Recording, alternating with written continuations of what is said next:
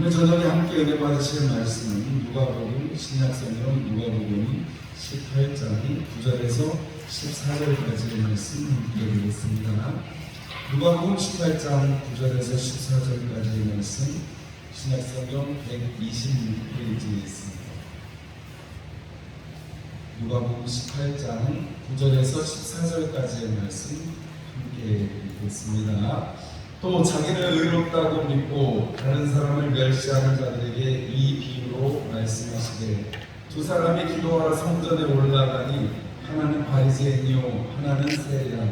바리새인은 서서 따로 기도하여 이르되 하나님이여 나는 다른 사람들 곧 도색, 불의, 간음을 하는 자들과 같지 아니하고 이 세리와도 같지 아니함을 감사하나이다. 나는 일에 2번씩 금식하고 또 소득의 11조를 드리나이다 하고 세리는 멀리 서서 감히 눈을 들어 하늘을 쳐다보지도 못하고 다만 가슴을 치며 이르되 하나님이여 불쌍히 여기소서 나는 죄인이로소이다 하였느니라. 내가 너희에게 이르노니 이에 저 바리새인이 아니고 이 사람이 의롭다 하심을 받고 그의 집으로 내려갔느니라. 무릇 자기를 높이는 자는 낮아지고 자기를 낮추는 자는 높아지리라 하십니다. 아멘. 할렐루야. 오늘 저녁에도 예배 자리에 있으신 여러분들을 축복합니다. 오늘 이 저녁에는 누가복음 18장 9절에서 14절의 말씀을 가지고 자기를 낮추면 이런 제목으로 함께 말씀을 나누려고 합니다. 오늘 주님께서 이 말씀을 주신 것은 누가복음 17장 20절에 보면 바리새인들이 예수님께 질문을 하는 것으로 비롯이 됩니다. 하나님의 나라가 언제 임할 것 같습니까? 언제 임합니까? 라고 물으니까 예수님께서 말세에 있을 일들 하나님의 나라는 여기저기 임하는 게 아니고 너희 속에 이미 임하였다 라고 하시고 제자들에게 말씀하시기를 너희들이 마지막 때에는 이러이러한 신앙생활을 해야 된다. 다른 것이 아니라 그 자리에서 충성해야 한다는 이야기를 해주세요. 그리고 예수님께서 제자들이 한번 더 묻습니다. 17장 37절에 보면 주여 어디 오니까 어느 곳에 하나님이 임하냐고 이렇게 물어보니까 예수님께서 죽어 있는 곳에는 독수리가 모인다. 끝간지 같은 말씀을 하세요. 그러면서 예수님께서 제자들에게 해주신 이야기가 불의한 재판관과 과부의 비유를 들어서 항상 기도하고 낙심하지 말아야 될 것에 대해서 이야기를 해주십니다. 얘기의 흐름이 보면 바리새인들이 하나님의 나라가 어떻게 되는 것입니까? 물어봤더니 하나님의 나라는 여기다 저기다 할 것이 아니라 너희 속에 이미 임했다라고 말씀하셨고 거기에 붙여서 제자들에게 하나님의 나라 그리고 마지막 때 심판의 때가 이를 때 어떤 일이 있을 것인지를 이야기하시는데 제자들에게 바리새인들이 아니고 제자들에게 예수님께서 불의한 재판관과 과부의 비유를 들어서 항상 기도하고 낙심하지 말아야 할 것을 말씀을 해주셨습니다. 그리고 나서 이번에는 항상 자기를 의롭다고 믿고 다른 사람을 멸시하는 자들에게 이 비유로 말씀하셨다고 했으니까 이 항상 자기를 의롭다고 생각하고 다른 사람들을 멸시하는 사람이 누구예요? 처음에 질문했던 바리새인들인 거겠죠. 그럼 바리새인들에게 예수님께서 오늘 이 성전에 기도하러 올라간 바리새인과 세리의 이야기를 통해서 어떤 것이 참으로 중요한 자세인지 하나님의 나라를 살아가는 것이 우리에게 어떤 자세를 요구하는 것인지를 말씀을 해주고 있습니다. 똑같이 바리새인도 하나님이여 이렇게 기도를 시작하고 세리도 하나님이여 이렇게 기도를 시작합니다. 우리가 하나님 안에 있는 사람 하나님을 부른다 기도하는 것 하나님께 하는 것이라는 것은 누구나 다 알고 있습니다. 그런데 하나님이여 부른 다음에 바리새인은 하나님 앞에 내 자신을 드러낼 때 자기의 의를 드러내죠. 하나님 나는 간음, 토색, 불의하는 자들과 나는 같지 않은 것을 감사합니다. 하나님 적셔 불의한 세리하고도 나는 같지 않은 걸 감사합니다. 이렇게 이야기합니다. 그리고 하나님 나는 금식도 일주일에 2번씩 금식도 하고 하나님 나는 11조도 드립니다. 이렇게 기도합니다. 여러분 얼마나 멋진 기도예요. 우리가 이 기도를 딱 놓고 보면 바리새인이 했다고만 얘기하지 않는다면, 하나님, 나는 고대한 사람들처럼 살지 않을 수 있도록 하나님께서 나에게 은혜를 주신 것 감사합니다. 여러분 괜찮죠? 듣기 좋으시죠? 하나님도 듣기 좋으실 것 같아요. 왜냐하면 저렇게 가늠하거나 불의한 사람들과 같지 않은 것, 세대와 같지 않은 것 감사합니다. 이렇게 말을 한다 보면, 이런 기도가 우리가 보통 만약에 이렇게 대표기도 할 때 이런 기도를 한다면, 아, 저 사람은 참 신실하게 잘 살고 있구나. 거기에다 더불어서 일주일에 2번씩 금식하고 하나님 앞에 11조를 드립니다 라고 기도를 했다면, 여러분 이 사람 정말 신앙생활 잘하네, 우리 생각에 다 이렇게 생각할 거 아니에요. 그런데 예수님께서 비유를 베풀어 주시면서 이 바리새인, 자기를 의롭다고 믿고 다른 사람들을 멸시한다, 이렇게 여기 이 말씀을 하고 있는데, 여러분 오늘 이 바리새인의 기도는 겉으로 볼 때는 어떻게 보면 오히려 잘 살고 있는 사람이기 때문에, 그리고 그것을 고백하는 사람이기 때문에 여러분 어떻게 보면 흠이 없는 것처럼 보입니다. 그런데 예수님께서는 이것에 대해서 자기를 높이는 자는, 마지막 절에 뭐라고 말씀하셨어요? 자기를 높이는 자는 낮아질 것이다 했는데, 이 기도에 하나님을 불러놓고, 하나님을 불러다 앞에 앉혀놓고 자기는 이만큼 잘 살고 있는 사람, 이만큼 훌륭한 사람이라고 말하고 있는 거예요.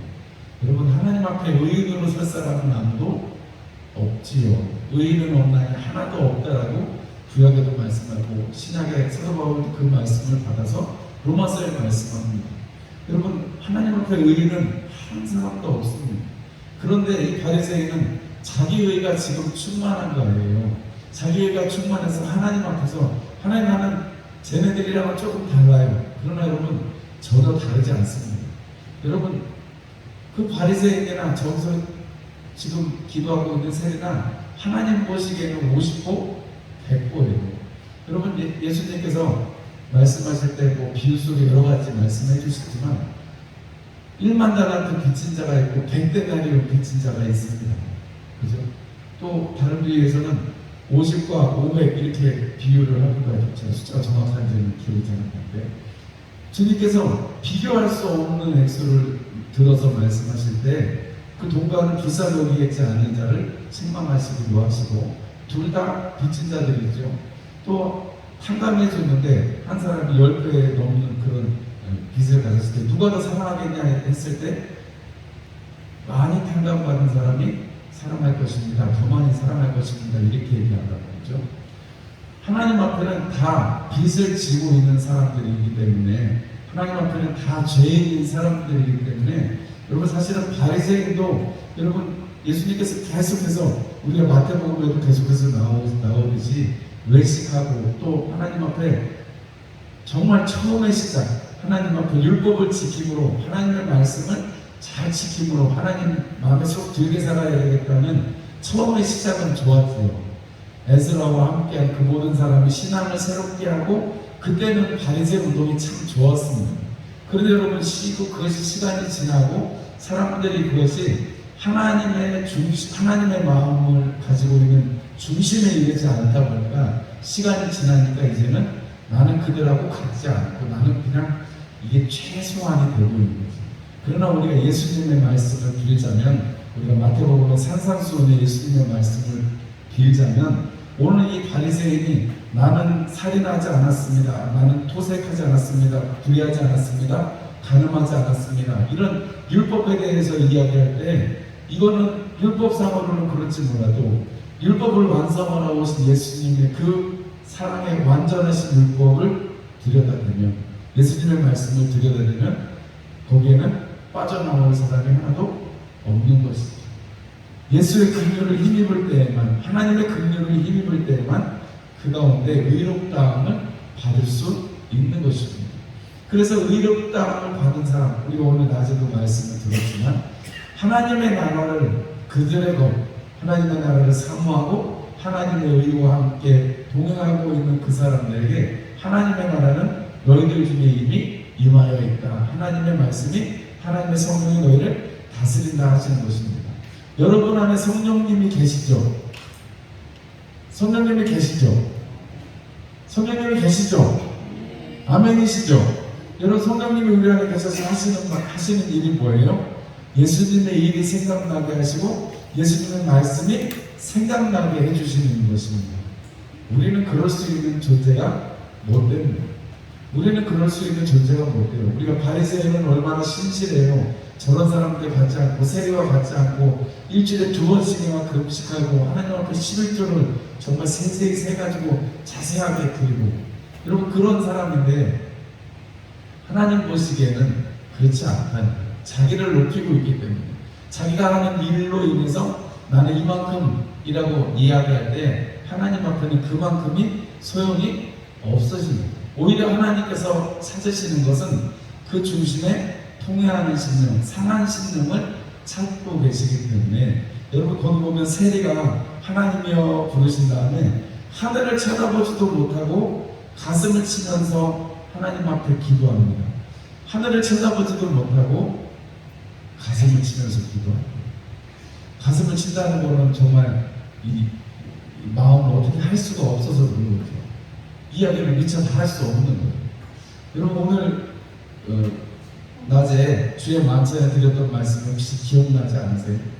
이 세리가 지금 저는 이 말씀을 오전녁 말씀을 준비하면서 그 백부장이 생각이 났어요. 백부장이 주님, 우리 집에 오시는 걸 내가 감당하지 못하겠고 내가 주님 앞에 있는 것도 감당하지 못하겠습니다. 왜요? 나는 이방인이니까. 나는 이방인이니까 율법에 의하면 그렇게 갈 수 없는 사람이니까 말씀만 하시면 됩니다 했던 그 이방인 백부장이 생각이 나는 거예요. 누가복음에 똑같이 지금 이런 생각을 가진, 예수님께서 예를 들어 주셔서 혹은 실제적으로 나타나는 사람들 중에 하나님을 향한 진실한 믿음을 가진 사람이 어떤 사람인가를 나타내주고 있습니다. 누가복음이 보통 이 이방인 성도들을 위해서 쓰여졌다고 이야기를 하는데, 오늘 여기 이 세리가 하늘을 쳐다보지도 못하고 가슴을 치면서 하나님 앞에 기도해요. 하나님, 나를 불쌍히 여겨주세요. 나는 죄인입니다 라고 말합니다. 아니, 세리라고 한들 그가 율법 안에서 안 산다는 이야기가 아닙니다. 여러분, 세리는 그냥 세무 공무원으로서 로마의 앞잡이가 되어서 조금 더 걷거나 뭐 그런 직분에 있기 때문에 그럴 뿐이지, 여러분이 이렇게 성전에 나와서 하나님 앞에 가슴을 치면서 기도할 정도면 이 세리도 틀림없이 하나님의 자녀요, 이 하나님의 백성이요, 이스라엘 백성이요, 이가 율법으로 살아가는 이인 것을 우리는 알 수가 있습니다. 똑같이 율법으로 살아가는 사람인데 이 사람도 똑같이 11조도 드렸을 거고요. 이 사람도 간음하거나 토색하거나, 토색은 했을지 모르겠어요. 남의 걸 빼앗았을지는 모르겠습니다. 왜냐하면 세리였으니까. 그러나 이 세리는 하나님 앞에, 하나님 날 좀 불쌍히 여겨주십시오, 나는 죄인입니다 라고 말하는 것입니다. 하나님을 향한 믿음을 고백하면서 이 세리가 말하는 것은, 하나님 앞에 나는 이렇게 믿음을 가지고 하나님 앞에 나와 있지만 그럼에도 불구하고 나는 하나님의 그 긍휼하심이, 우리가 시편에 보면 그의 인자하심과 성실하심이 영원하시다 할 때 그 인자하심, 자비하심, 하나님이 우리를 불쌍히 여기심을 입어야 될 존재가 바로 우리라는 거죠. 그거를 베풀어 주시는 분은 하나님이시라는 것입니다. 그렇기 때문에 이 세대는 초점이 어디에 있어요? 나에게 있지 않고 하나님께서 베풀어 주시는 은혜에 있는 것입니다. 마지막 절에 예수님께서 자기를 높이는 자는 그분께서 낮아지게 하실 것이고, 자기를 낮추는 사람은 그분께서 높여주실 것이다. 물론 그분께서라는 표현은 없습니다. 그러나 자기를 높이는 자는 낮아지고, 아니 높였는데 어떻게 낮아질 수가 있어요? 그 낮게 하는 그 분은 하나님이시라는 거죠. 여러분, 우리가 하나님 앞에서 낮추는 사람, 하나님의 긍휼을 구하는 사람, 나를 불쌍히 여기소서 나는 죄인입니다 하는 이 사람이 하나님 앞에 긍휼을 받고 하나님의 나라를 살아가는 사람이 되는 것입니다. 하나님의 나라가 어느 때에 임합니까? 라고 물어보는 바리새인의 질문들을 예수님께서 마지막 이 바리새인들을 향해서 자기를 의롭다고 믿고 다른 사람을 멸시하는 사람들을 향해서 이 말씀을 하세요. 이 말씀, 하나님의 나라가 어느 때에 임할 것입니까? 그들도 관심이 있어요. 하나님의 나라를 어떻게 임하는지 또 어떻게 살아가야 되는지 그들도 관심이 있습니다. 그러나 그들의 자세와 그들이 살아가는 모습이 하나님 앞에 있지 않고 하나님 앞에 자기를 낮추고 겸손히 나아가는 것이 아니라 하나님은 겸손한 영혼을 찾으시는데 하나님 앞에 교만하게 서 있다면 하나님 나는 저들하고 같지 않아요. 하나님 나는 내가 종교적으로 해야 되는 율법의 일들을 하고 있어요 한다면 하나님은 그것을 책망하신다는 거죠. 그게 오늘 우리가 낮에 들은 말씀하고도 사람에게 보이려고 하지 말아라 하는 말씀하고도 계속해서 이어지는 말씀인 것입니다. 오늘 저녁에 제가 이 말씀을 드리는 이유는 우리가 늘 주님 앞에 겸손하게 자기를 낮추는 자들이 되기를 여러분 부탁드리고 싶기 때문에 그렇습니다. 선교사님들의 선교사 내에 가서 선교사님들의 얘기를 들으면서 선교사님들이 다 하나같이 하는 얘기가 있어요. 자기가 한 게 아니고 하나님께서 하셨습니다. 이렇게 얘기합니다.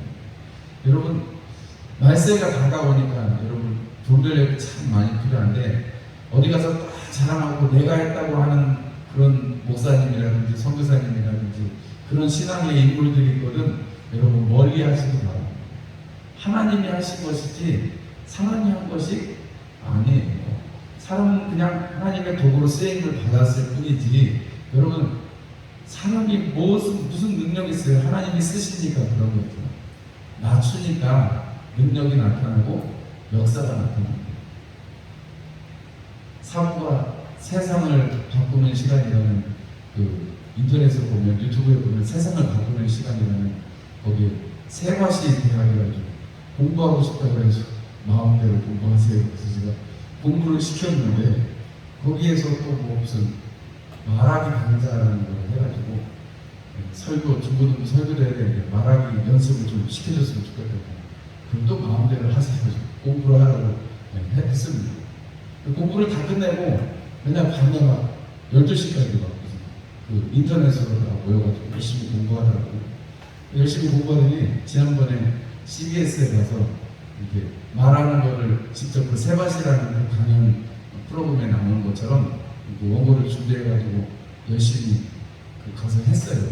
마지막 그게 졸업하는 과정을 끝내는 과정이라고 해서 저도 같이 가서 이렇게 구경도 하고 여러 사람이 나와서 녹화를 했거든요. 그래서 그게 유튜브에 다 올라왔어요. 한 10사람 넘게 했는데 유튜브에 올라왔는데 저희 사무가 아마 한 번이나 두 번째, 첫 번째나 두 번째 순번으로 올라왔던 것 같아요. 그런데 유튜브에는 이상한 알고리즘이 있고 그 사람이 또 특별히 잘한 건 아닌데 뭐 세바시라는 그 강연이 워낙 유명한 것도 있지만 사무가 한 게 지금 굉장히 그 요즘 애들 말하는 떡상이라고 그러죠. 확 올라와가지고 그 같은 클래스에서 같이 그때 녹화를 했던 사람들이 한 10명 가까이 10명 넘거든요. 15명이었던 것 같은데 되게 잘하더라고요. 저희 사모도 잘하긴 잘했어요. 근데 저는 뭐 한 중간 정도는 했겠다 싶었는데 본인 말로는 자기가 제일 못한 것 같다고 그러더라고요. 근데 뭐 안 떨고 잘했습니다. 근데 제가 오늘 이렇게 보다 보니까 사모가 찍은 거는 44만회만 됐더라고요. 44만회. 여러분 10만회만 넘겨도 굉장히 유명한 동영상이라고 그러는데 사모가 44만회만 됐더라고요. 근데 그 재생 목록에 있는 다른 사람들은 10,000회를 넘어간 사람이 없어요.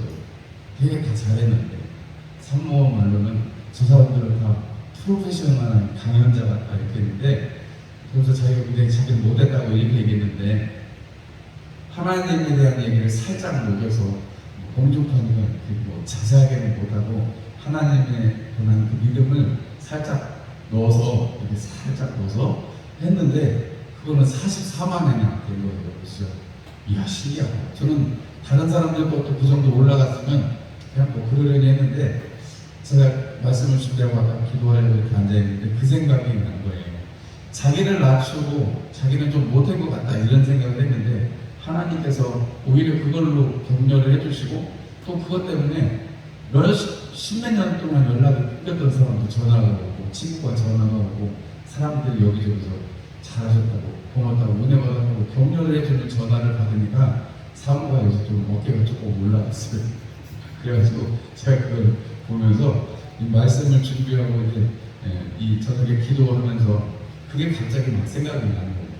다른 거는 마음에도 안 되는데 44만에나 하나님이 은혜를 주시고 영광을 주셨는데 본인 스스로는 못했다고 생각하고 내가 제일 못한 것 같다, 제일 떨었다 이렇게 생각했는데 하나님이 높여주시는 것을 보면서 멀리 가서 예를 찾을 거 없이 저 안혜정 사모가 이번에 그런 예를 하나님 앞에 주었구나 이런 생각이 들더라고요. 나중에 유튜브에 한번 찾아보세요. 근데 그래서 제가 오늘 이 말씀을 드리면서 여러분 우리가 자기를 낮추는 것, 하나님 앞에 내가 얼마나 부족한 사람인지, 하나님 앞에 내가 얼마나 은혜가 필요한 사람인지를 깨닫는 그 사람에게, 내가 하나님의 백성인 것을 알고 내가 하나님의 자녀인 것을 알고 사는 사람들에게 하나님께서 주시는 복이 있습니다. 그래서 제자들에게 주님이 말씀하신 것은 항상 기도하고 낙심하지 말아야 할 것을 비유로 제자들에게 베풀어 주셨다는 거예요. 물어보기는 바리새인들이 물어봤는데 제자들이 한번 실컷 얘기하시다가 이 바리새인들한테는 이런 비유로 너네 스스로 높이지 말고 낮아져라 이 얘기 하시는 거거든요. 그래서 제자들에게 하신 말씀이 우리 안에 더 중심을 잡고 있어야 되겠죠. 마지막 때가 올수록 하나님 나라를 살아가는 사람들일수록 기도하고 뭐 하지 말아야 된다고요? 낙심하지 말아야 된다. 마음이 흔들리지 않아야 한다는 것입니다. 영원한 하나님 나라, 흔들리지 않는 나라를 우리가 소망으로 기업으로 받았을 즉 여러분들 그렇게 일주일 동안 힘차게 살아가시는 우리 흡송교회 모든 성도님들 되시기를 주님의 이름으로 축원합니다. 기도하겠습니다. 하나님 우리 아버지 감사합니다. 자기를 낮추면 하나님 앞에 우리를 긍휼